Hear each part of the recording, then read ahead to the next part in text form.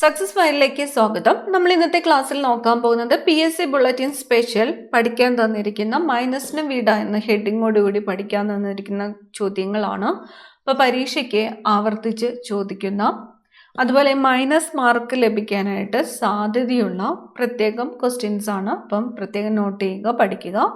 ലഭ്യമായ എല്ലാ സോഴ്സുകളിൽ നിന്നും പറ്റുന്ന രീതിയിൽ നിങ്ങളിലേക്ക് ക്വസ്റ്റ്യൻസ് PSC ചോദിച്ചിട്ടുള്ളതും ചോദിക്കാൻ സാധ്യതയുള്ളതുമായ ക്വസ്റ്റ്യൻസ് എത്തിക്കാനായിട്ട് ശ്രമിക്കുന്നുണ്ട്.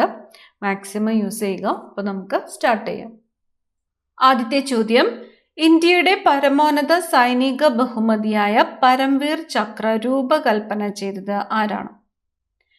ഇന്ത്യയുടെ പരമോന്നത സൈനിക ബഹുമതി ഏതാണ്? പരംവീർ ചക്രയാണ്. പരംവീർ ചക്ര രൂപകൽപ്പന ചെയ്തത് സാവിത്രി ഖനോൽക്കർ ആണ്. സാവിത്രി ഖനോൽക്കർ ആണ് പരംവീർ ചക്ര രൂപകൽപ്പന ചെയ്തത്. ഇന്ത്യയുടെ പരമോന്നത സൈനിക ബഹുമതി ഏതാണ്? പരംവീർ ചക്രയാണ്. പരംവീർ ചക്ര രൂപകൽപ്പന ചെയ്തത് ആരാണ്? സാവിത്രി ഖനോൽക്കർ ആണ്. ഇന്ത്യയുടെ പരമോന്നത സൈനിക ബഹുമതിയായ പരംവീർ ചക്ര ആദ്യമായിട്ട് ലഭിച്ചത് ആർക്കാണ്? മേജർ സോമനാഥ് ശർമ്മയാണ്. മേജർ സോമനാഥ് ശർമ്മ. ഇന്ത്യയുടെ പരമോന്നത സൈനിക ബഹുമതിയായ പരംവീർ ചക്ര ആദ്യമായിട്ട് ലഭിച്ചത് മേജർ സോമനാഥ് ശർമ്മ. അടുത്ത ചോദ്യം, ഇംഗ്ലീഷ് ചാനൽ നീന്തിക്കടന്ന ആദ്യത്തെ ഇന്ത്യക്കാരൻ ആരാണ്? ഇംഗ്ലീഷ് ചാനൽ നീന്തിക്കടന്ന ആദ്യത്തെ ഇന്ത്യക്കാരൻ മിഹിർ സെൻ ആണ്. മിഹിർ സെൻ.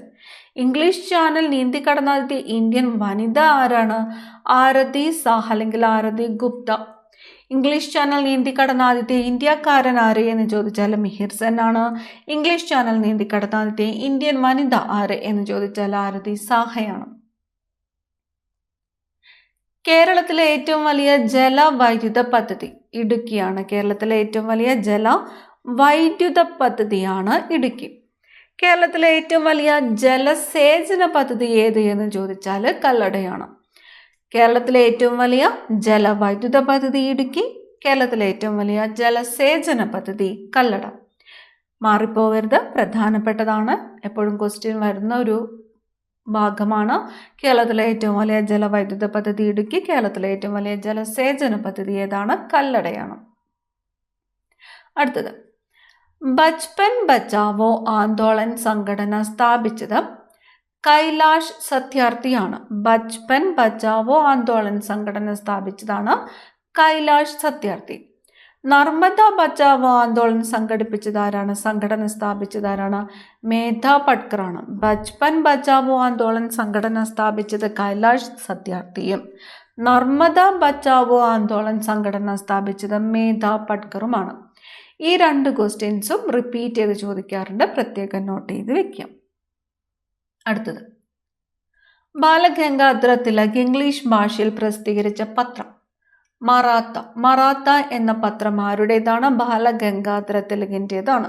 ഏത് ഭാഷയിലാണ് മറാത്ത എന്ന പത്രം പ്രസിദ്ധീകരിച്ചത്? ഇംഗ്ലീഷ് ഭാഷയിലാണ്. അപ്പം ബാലഗംഗാധര തിലക് ഇംഗ്ലീഷ് ഭാഷയിൽ പ്രസിദ്ധീകരിച്ച പത്രം ഏതാണ്? മറാത്ത. ബാലഗംഗാധര തിലക് മറാത്തി ഭാഷയിൽ പ്രസിദ്ധീകരിച്ച പത്രമാണ് കേസരി. കേസരി എന്ന പത്രം ആരുടേതാണ്? ബാലഗംഗാധര തിലകിൻ്റെതാണ്. ഏത് ഭാഷയിലാണ് കേസരി എന്ന പത്രം പ്രസിദ്ധീകരിച്ചത്? മറാത്ത ഭാഷയിലാണ്. ഒന്നും കൂടി നോക്കാം. ബാലഗംഗാധര തിലക് ഇംഗ്ലീഷ് ഭാഷയിൽ പ്രസിദ്ധീകരിച്ച പത്രം മറാത്ത. ബാലഗംഗാധര തിലക് മറാത്തി ഭാഷയിൽ പ്രസിദ്ധീകരിച്ച പത്രമാണ് കേസരി. അടുത്ത ചോദ്യം, OPEC organisation of the petroleum exporting countries ആസ്ഥാനം വിയന്നയാണ്. OPECയുടെ ആസ്ഥാനം വിയന്ന. OPEC ഫുൾ ഫോം എന്താണ്? Organisation of the petroleum exporting countries. ആസ്ഥാനം വിയന്ന. OAPEC organisation of Arab petroleum exporting countries. ആസ്ഥാനം കുവൈത്താണ്. അപ്പം OPECയുടെ ആസ്ഥാനം വിയന്നയും OAPECയുടെ ആസ്ഥാനം കുവൈത്തുമാണ്.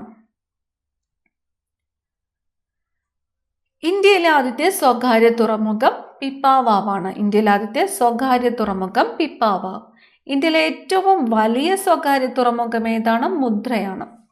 ഇന്ത്യയിലെ ഏറ്റവും ആദ്യത്തെ സ്വകാര്യ തുറമുഖം ഏത് എന്ന് ചോദിച്ചാൽ പിപ്പാവാവും. ഇന്ത്യയിലെ ഏറ്റവും വലിയ സ്വകാര്യ തുറമുഖം ഏത് എന്ന് ചോദിച്ചാൽ മുദ്ര. കേരള ഫോക്ലോർ അക്കാദമി സ്ഥിതി ചെയ്യുന്നത് ചിറക്കലാണ്. കണ്ണൂർ ജില്ലയിൽ ചിറക്കലാണ് കേരള ഫോക്ലോർ അക്കാദമി സ്ഥിതി ചെയ്യുന്നത്. Kerala institute of folklore academy, folklore and folk arts സ്ഥിതി ചെയ്യുന്നത് എവിടെയാണ്? മണ്ണടിയിലാണ്. അപ്പോൾ കേരള ഫോക്ലോർ അക്കാദമി സ്ഥിതി ചെയ്യുന്നത് ചിറക്കൽ, കണ്ണൂർ ജില്ലയിൽ. Kerala institute of folklore and folk arts സ്ഥിതി ചെയ്യുന്നത് മണ്ണടിയിലുമാണ്.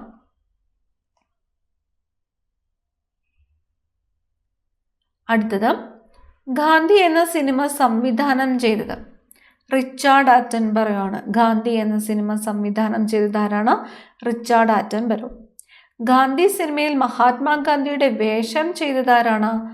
ബെൻ കിങ്സ്ലി ആണ്. ബെൻ കിങ്സ്ലി ആണ് ഗാന്ധി സിനിമയിൽ ഗാന്ധിജിയുടെ വേഷം ചെയ്തത്.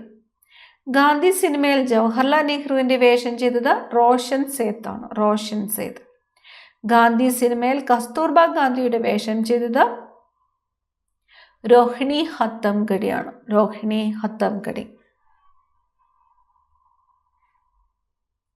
അടുത്ത ചോദ്യം, കണ്ണീരിലടങ്ങിയ രാസാഗ്നി ലൈസോസെയിം. ലൈസോസെയിം. കണ്ണീരിലടങ്ങിയ രാസാഗ്നിയാണ് ലൈസോസെയിം. കഴിഞ്ഞ പരീക്ഷയ്ക്ക് ചോദിച്ചിരുന്നു. കണ്ണീരിലടങ്ങിയ രാസാഗ്നി ഏതാണ്? ലൈസോസെയിം ആണ്. അതുപോലെ ഉമ്മിനീരിലടങ്ങിയ രാസാഗ്നിയാണ് ടയാലിൻ. ഉമ്മിനീരിലടങ്ങിയ രാസാഗ്നി ഏതാണ്? ടയാലിൻ ആണ്. കണ്ണുനീരിലടങ്ങിയ രാസാഗ്നി ലൈസോസെയിം, ഉമ്മിനീരിലടങ്ങിയ രാസാഗ്നി ടയാലിൻ. ഒളിമ്പിക് ഗീതം രചിച്ചത് കോസ്റ്റീസ് പലാമസ് ആണ്. ഒളിമ്പിക് ഗീതം രചിച്ചത് ആരാണ്? കോസ്റ്റീസ് പലാമസ്. ഒളിമ്പിക് ഗീതം ചിട്ടപ്പെടുത്തിയതാണ് സ്പെറിഡോൺ സമാരസ്. സ്പെറിഡോൺ സമാരസ്. ഒളിമ്പിക് ഗീതം രചിച്ചത് ആര് എന്ന് ചോദിച്ചാൽ കോസ്റ്റീസ് പലാമസും. ഒളിമ്പിക്സ് ഗീതം ചിട്ടപ്പെടുത്തിയത് ആര് എന്ന് ചോദിച്ചാൽ സ്പെറിഡോൺ സമാരസുമാണ്. അടുത്ത ചോദ്യം, ഇന്ത്യയുടെ ധാന്യപ്പുര എന്നറിയപ്പെടുന്ന ഭൂപ്രകൃതി വിഭാഗം ഉത്തരമഹാസമതലം. ദക്ഷിണേന്ത്യയുടെ ധാന്യപ്പുര എന്നറിയപ്പെടുന്ന പ്രദേശം തഞ്ചാവൂർ. ഇന്ത്യയുടെ ധാന്യപ്പുര എന്നറിയപ്പെടുന്ന സംസ്ഥാനം പഞ്ചാബ്. അപ്പോൾ ഇന്ത്യയുടെ ധാന്യപ്പുര എന്നറിയപ്പെടുന്ന ഭൂപ്രകൃതി വിഭാഗം ഏത് എന്ന് ചോദിച്ചാൽ ഏതാണ്? ഉത്തരമഹാസമതലമാണ്. ഇനി ദക്ഷിണേന്ത്യയുടെ ധാന്യപ്പുര എന്നറിയപ്പെടുന്ന പ്രദേശം ഏത് എന്ന് ചോദിച്ചാൽ തഞ്ചാവൂരാണ്. ഇന്ത്യയുടെ ധാന്യപ്പുര എന്നറിയപ്പെടുന്ന സംസ്ഥാനം ഏതാണ്? പഞ്ചാബാണ്. ഭൂപ്രകൃതി വിഭാഗം ഉത്തരമഹാസമതലം, ദക്ഷിണേന്ത്യയുടെ ധാന്യപ്പുര തഞ്ചാവൂര്, ഇന്ത്യയുടെ ധാന്യപ്പുര എന്നറിയപ്പെടുന്ന സംസ്ഥാനം പഞ്ചാബ്.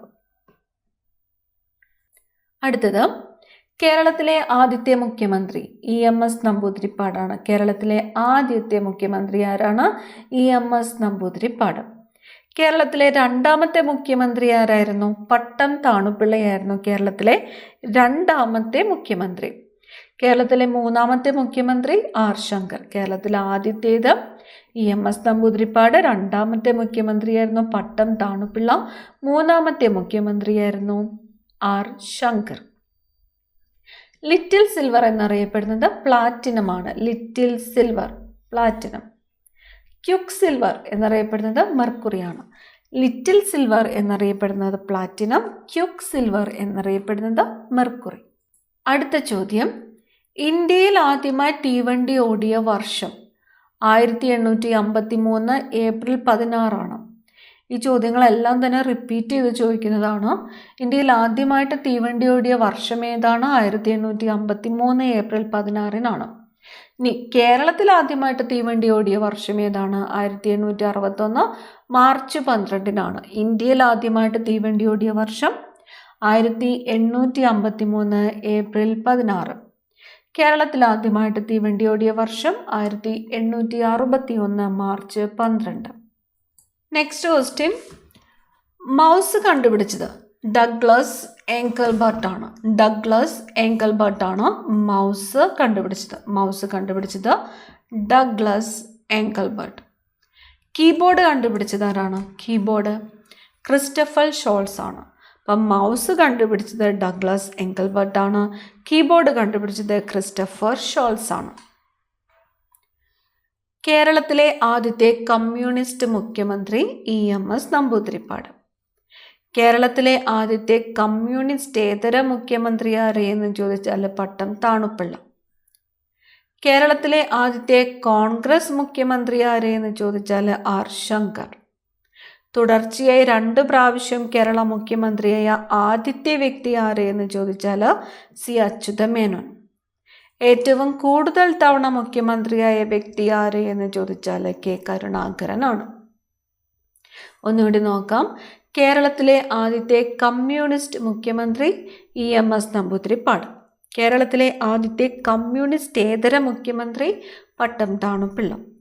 കേരളത്തിലെ ആദ്യത്തെ കോൺഗ്രസ് മുഖ്യമന്ത്രി ആരെയെന്ന് ചോദിച്ചാൽ R. ശങ്കർ.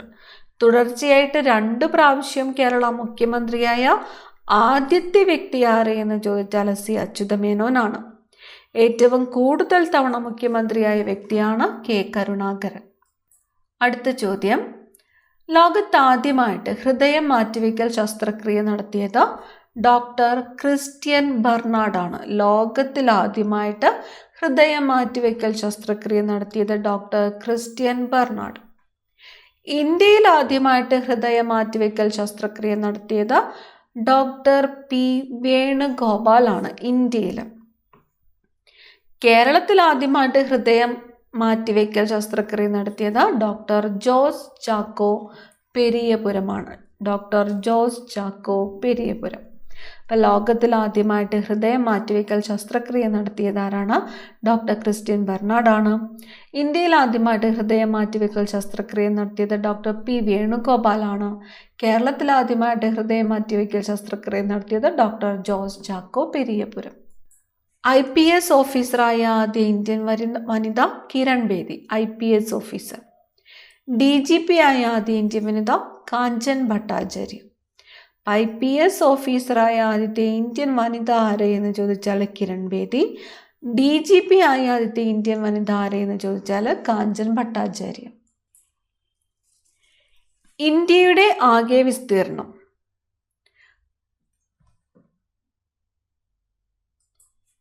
32,87,263 ചതുരശ്ര കിലോമീറ്റർ ആണ് ഇന്ത്യയുടെ ആകെ വിസ്തീർണം. 32,87,263 ചതുരശ്ര കിലോമീറ്റർ. കേരളത്തിൻ്റെ ആകെ വിസ്തീർണം എന്ന് പറയുന്നത് 38,863 ചതുരശ്ര കിലോമീറ്റർ ആണ്. ഇന്ത്യയുടെ ആകെ വിസ്തീർണം 32,87,263 ചതുരശ്ര കിലോമീറ്റർ. കേരളത്തിൻ്റെ ആകെ വിസ്തീർണം 38,863 ചതുരശ്ര കിലോമീറ്റർ. ലോക ഭൂവിസ്തൃതിയുടെ എത്ര ശതമാനമാണ് ഇന്ത്യ? 2.42%. ലോക ഭൂവിസ്തൃതിയുടെ എത്ര ശതമാനമാണ് ഇന്ത്യ? 2.42%. ഇന്ത്യയുടെ മൊത്തം വിസ്തീർണത്തിൻ്റെ എത്ര ശതമാനമാണ് കേരളത്തിൻ്റെ വിസ്തീർണം? 1.18%. ഇന്ത്യയുടെ മൊത്തം വിസ്തീർണത്തിൻ്റെ എത്ര ശതമാനമാണ് കേരളത്തിൻ്റെ വിസ്തീർണം? 1.18%. ലോകസുന്ദരി പട്ടം നേടിയ ആദ്യ ഇന്ത്യൻ വനിത റീത്ത ഫാരിയയാണ്. ലോകസുന്ദരി പട്ടം നേടിയ ആദ്യത്തെ ഇന്ത്യൻ വനിതയാണ് റീത്ത ഫാരിയ. വിശ്വസുന്ദരി പട്ടം നേടിയ ആദ്യത്തെ ഇന്ത്യൻ വനിതയാണ് സുസ്മിത സെൻ. വിശ്വസുന്ദരി പട്ടം നേടിയ ആദ്യ ഇന്ത്യൻ വനിത ആരാണ്? സുസ്മിത സെൻ. മിസ് എർത്ത് നേടിയ ആദ്യ ഇന്ത്യൻ വനിത നിക്കോൾ ഫാരിയ. മിസ് എർത്ത് നേടിയ ആദ്യ ഇന്ത്യൻ വനിതയാണ് നിക്കോൾ ഫാരിയ.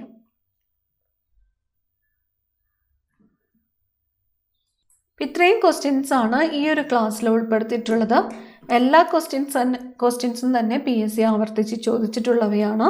അപ്പം നോട്ട് ചെയ്യുക, പ്രത്യേകം നോട്ട് ചെയ്ത് വെക്കുക. റിവിഷൻ ടൈമിൽ യൂസ്ഫുൾ ആയിരിക്കും. അടുത്ത ക്ലാസ്സിൽ കാണാം. താങ്ക്